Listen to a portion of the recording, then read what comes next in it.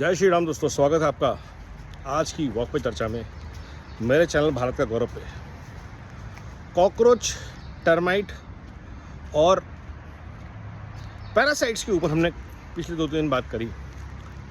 तो फिर हम कौन हैं? हम भारत के साधारण नागरिक जो हैं वो कौन हैं? हम हैं चींटियाँ, हम हैं गिलहरी इस जंगल के इकोसिस्टम के। हम मेहनत करते हैं, हम अपने टैक्सेस पे करते हैं, हम मिलजुल के देश को आगे बढ़ाने का काम करते हैं। हम देश के लिए चीज़ों को संग्रह करते हैं।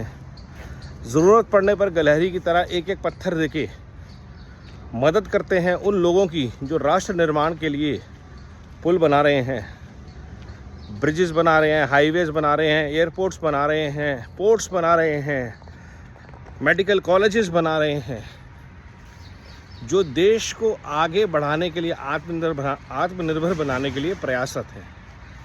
हम उनके साथ काम करने वाली चींटियाँ और गिलहरियाँ हैं।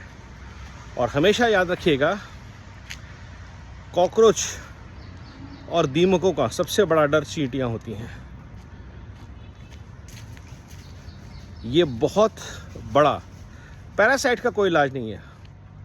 पैरासाइट का एक ही इलाज है, भ्रष्टाचार पे ज़बरदस्त प्रहार। और अक्सर जब आप किसी पैरासाइट को, किसी जूं को, किसी खटमल को निकालते हैं तो उस जगह से खून निकलता है, दर्द होता है, रिसाव होता है, वो होगा। बट क्रैकडाउन बहुत ज़रूरी है, क्योंकि भारत के निर्माण में जो चींटियाँ और कॉकरोच के खिलाफ हम लोग लगे हुए हैं, जो चींटियाँ लगी हुई हैं, जो गिलहरियाँ अपने सेविंग्स डिपॉजिट में गोल्ड, पैसा, छोटे छोटे सिप इकट्ठे करती हैं, वो गिलहरियों का सामान लूट ना लिया जाए और ऐसे कॉकरोचेस को ना बांट दिया जाए जो वोट बैंक की राजनीति के लिए कहीं भी गिर सकते हैं, कहीं भी जा सकते हैं। ऐसे टर्माइट्स के लिए ना यूज़ हो जाए जो इन कॉकरोचेस को खुश करने के लिए कुछ भी कर सकते हैं। तो चींटियों और गिलहरियों को भारत के ये समझना होगा कि भारत की जनता के लिए एक ही पार्टी आज की डेट में पूरे भारत में काम कर रही है। बाकी हर पार्टी किसी परिवार के लिए, किसी लाल सोच के लिए या किसी वोट बैंक के लिए काम कर रही है। भारत के लिए एक ही पार्टी काम कर रही है, भारतीय जनता पार्टी। इसमें कहीं कोई दरार है ही नहीं। आप पंजाब देख लीजिए, आम आदमी पार्टी ने क्या हाल किया है पंजाब का। आप उमर अब्दुल्ला देख लीजिए, आप हिमाचल देख लीजिए। मैं ये नहीं कह रहा कि Bharatiya Janata party 100% corruption free है, क्राइम फ्री है, उसमें ऐसे लोग नहीं हैं। लेकिन अगर किसी से उम्मीद है आज की डेट में तो वो भाजपा से है। जैसे दिल्ली में टर्न अराउंड चल रहा है। सरप्राइज़ होने वाली बात यह है कि कई दशकों से पड़े हुए बंद नाले खुल रहे हैं, उन पे काम हो रहा है। सिर्फ मानसून के टाइम पे काम नहीं हो रहा, 12 महीने काम चल रहा है उस 1-1.5 महीने की तैयारी के लिए। और ये सबके सामने हो रहा है, दिख रहा है। पहले कभी हुआ ही नहीं है काम। तो ये जो बेसिक्स पे काम होना है, ये वो लोग कर सकते हैं जिनके पीछे चींटियाँ और गिलहरियाँ खड़ी हैं, हम जैसे लोग खड़े हैं। हमें कॉकरोचों के साथ नहीं जाना, हमें टर्माइट्स के काम नहीं आना। और पैरासाइट्स को तो जब आप चींटी और गिलहरियों मिलके एक अच्छे लोगों को चुनेंगी तो टर्माइट्स का भी कंट्रोल होगा। ब्यूरोक्रेट शंट आउट होंगे, उनसे जिमखाने छीन लिए जाएंगे, जजेस की अकाउंटेबिलिटी भी तय होगी, NJAC बनेगा। लेकिन अपने डग से हमें नहीं हटना है। भारत के लिए जो प्रयास कर रहे हैं लोग, उनके ऊपर अपना विश्वास रखना है। चाहे वो मोदी जी हों, चाहे वो योगी जी हों, चाहे देवेंद्र फडणवीस हों, चाहे हेमंत विश्व शर्मा हों, चाहे शुवेंदु अधिकारी हों, चाहे नितिन गडकरी, हरदीप पुरी, निर्मला सीतारमण, पीयूष गोयल। आप देखिए कितने सारे ऐसे कद्दावर लोग। भारत ऐसे ही नहीं है कि हम इतनी बड़ी बड़ी आपदाओं से निकलते जा रहे हैं। और ये मैं बार बार बोलता हूँ, आज भारत की जो हाल है, जिस तरह हम मजबूती से खड़े हुए हैं, उसके पीछे पूरी टीम का बहुत बड़ा हाथ है, जिनको हम चींटियों और गिलहरियों ने चुना है।